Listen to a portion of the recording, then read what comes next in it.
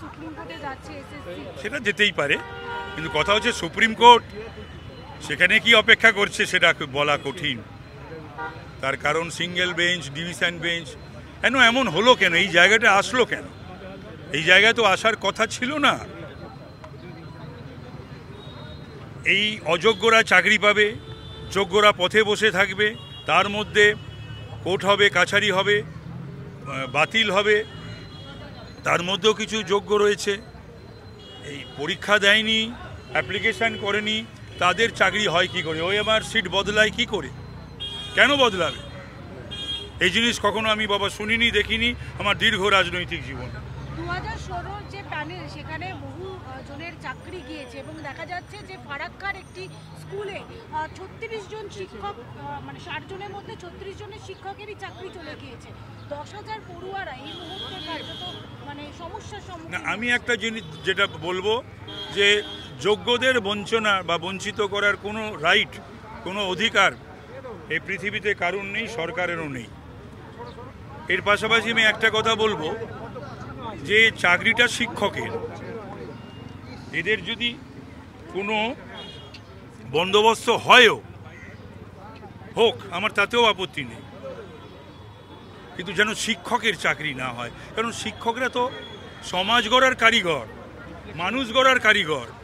এই ধরনের অযোগ্য ব্যক্তিরা যদি শিক্ষক হয় তাহলে তো সর্বনাশ সমাজের, এবং আগামী দিনে যারা দেশকে, জাতিকে, রাজ্যকে বিভিন্ন ওয়ার্কস অফ লাইফে নেতৃত্ব দেবে, এটা খুব দুর্ভাগ্যের বিষয়।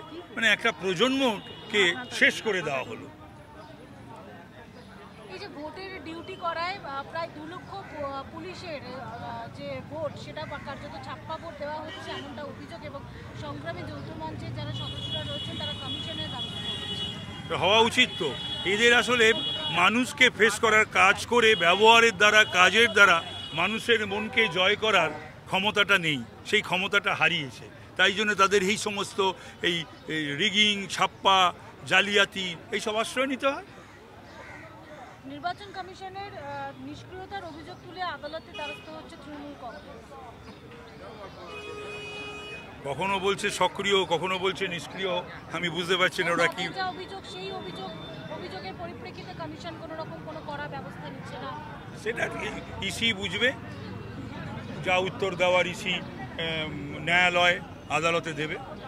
সন্দেশখালীর পর আমরা দেখলাম যে নদিয়ার শান্তিপুরে মহিলার লুকিয়ে ছবি তুলে সেই ছবি ভাইরাল করে দেওয়ার একটা অভিযোগ তৃণমূল কংগ্রেসের, এবং পুলিশ জেনেও কোনো রকম কোনো স্টেপ নিচ্ছে না বলে অভিযোগ মহিলার। এরকম বহু অভিযোগের, পুলিশ কিচ্ছু অভিযোগ নেয় না, এবং অদ্ভুত ব্যাপার, পুলিশ তাদের বিবেকের দংশন হয় না, প্রিক্স অফ কনসায়েন্স হয় না। তারা বিভিন্ন জায়গায় এরকম যখন অত্যাচার হয়, বিশেষ করে মা বোনেদের ওপর, তারা ডায়েরি নিতে চায় না, এফআইআর করতে চায় না, আর যদিও চাপে পড়ে করে কোনো অ্যাকশন নেয় না, নিতে চায় না। তাদের বাড়িতে ফেরার পর তাদের মা, বাবা বা স্ত্রী, কন্যারা কিছু বলে না। আমার সেই প্রশ্ন সেটা যে মানুষ যাকে ভালোবাসবে তারই জয় হবে, দেব এই কথাটা বলছেন, তাহলে কি কোনো একটা জায়গায় বিজেপি যে জিতছে সেটা কি কোনো একটা জায়গায় মেনে না, সেটা আমি বলবো না। দেব বলে থাকলে এটা ঠিকই কথা তো বলেছে।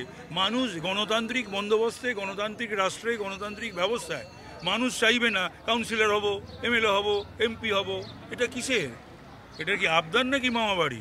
মানুষ যাকে চাইবে সে কাউন্সিলর হবে, এমএলএ হবে, এমপি হবে, এটাই তো স্বাভাবিক এবং সাধারণ ভাবনা চিন্তা। এই ভাবনা চিন্তার বাইরে যাদের ভাবনা, সেটা অস্বাভাবিক এবং অগণতান্ত্রিক, এবং সেটাই স্বৈরাচার ডেকে আনে, এবং তার জন্যই দুষ্কৃতী বা দুর্বৃত্তদের প্রয়োজন পড়ে।